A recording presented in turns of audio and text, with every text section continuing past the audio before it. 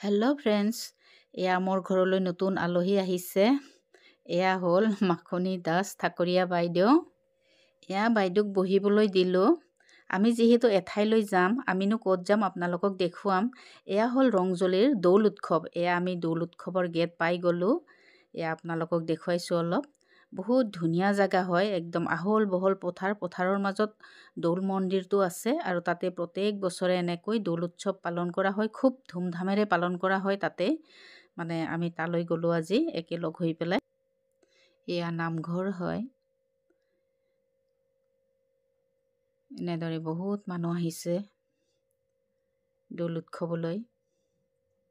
আমিও আহিলোঁ তালৈ, ভালেই লাগিলে আহি। সুন্দৰ পৰিৱেশ। এয়া সুযোগ বুজি ফটো এখন উঠি ল'লোঁ আমি এনেদৰে। আৰু এই আইতা